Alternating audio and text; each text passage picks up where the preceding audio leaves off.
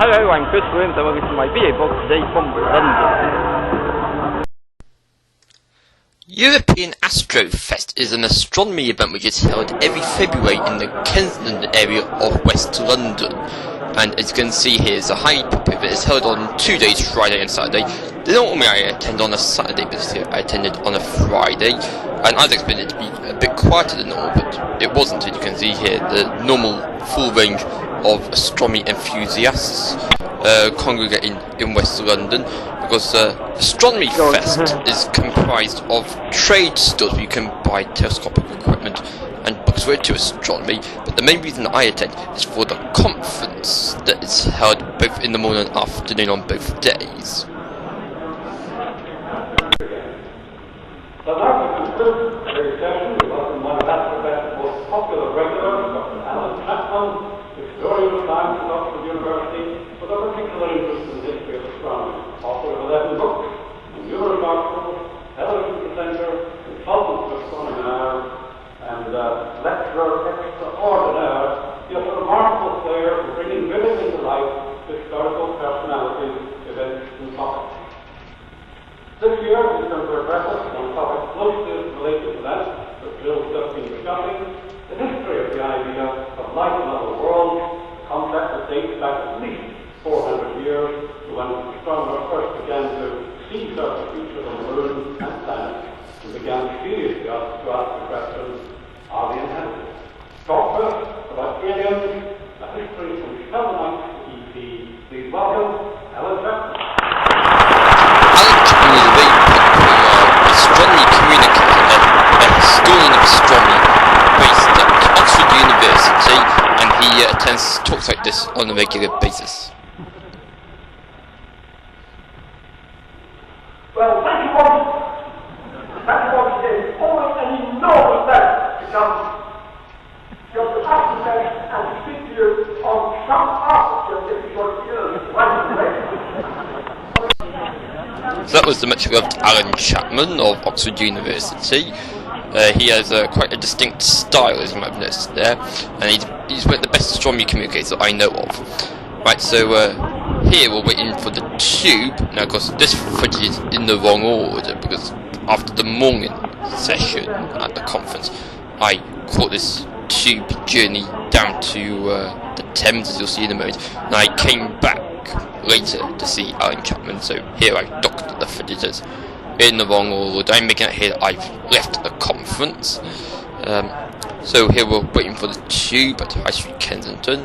On the Circle Line, the Metronet contractors who are responsible for repairing the tube maintenance problems, they are on strike on this particular occasion, and here there's a signalling problem on the Circle Line, so that means that the trains are less regular compared to what is normally the case. Of course, no information on the screens as to when the train will be appearing.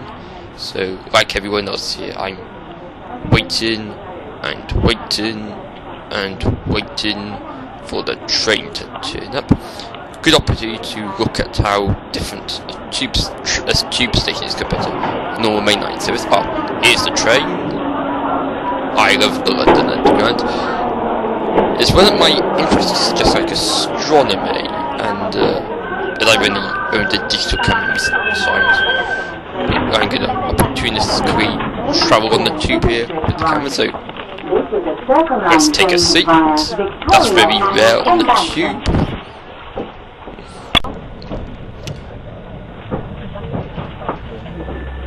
I could ride on the tube every day. I can mad.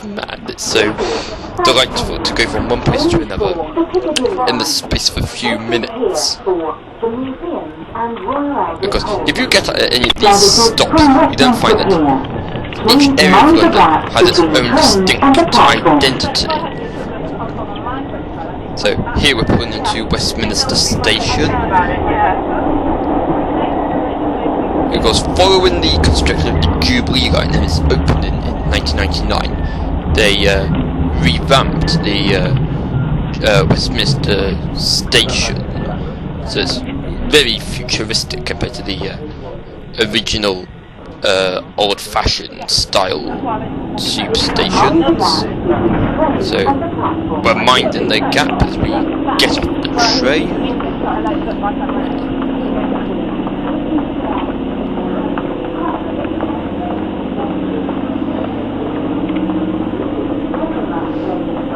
Notice it's a silvery grey wool rather than the traditional tiled, famous underground design. And here, the very futuristic area that's taken us onto the Jubilee line to go down to Waterloo. This is all under Portcullis House, which is a parliamentary office block opposite the Houses of Parliament.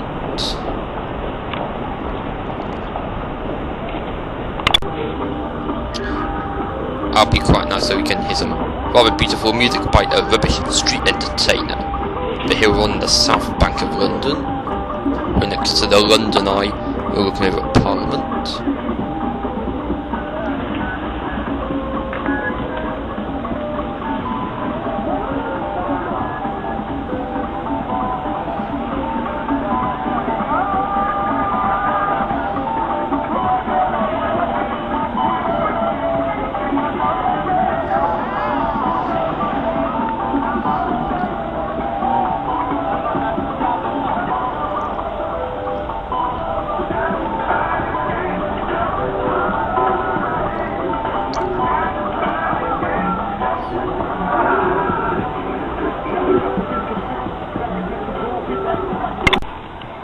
Beautiful music, rubbish street entertainer. So he thinks he can dance, eh?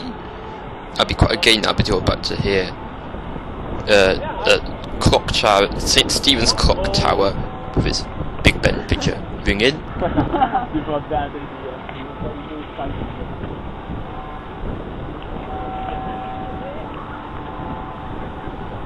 Unfortunately, I stopped recording for the bombs. Right, looking east now towards the city of London, we see St. Paul's Cathedral and the Swiss Reed Tower known as the Gherkin, and the main City of London skyscrapers. Now, later on the evening, I walked from Kensington over to Buckingham Palace, and here we've got the Royal Albert Hall, and shops like Harvey Nicks, which you find in the Knightsbridge area. And what else do you find in Knightsbridge? You find Harrods. Larger in the flesh compared to what I thought it would be like.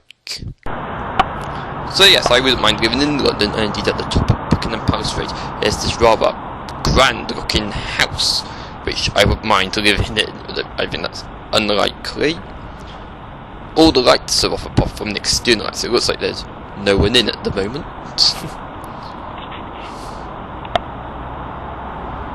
There's a flagpole on the top of its roof, and opposite it is this grand monument, which, as you know, is the Victorian Albert. Thanks for joining me again for more video books over the next few days, weeks, months. Until the next time, bye now. Bye bye.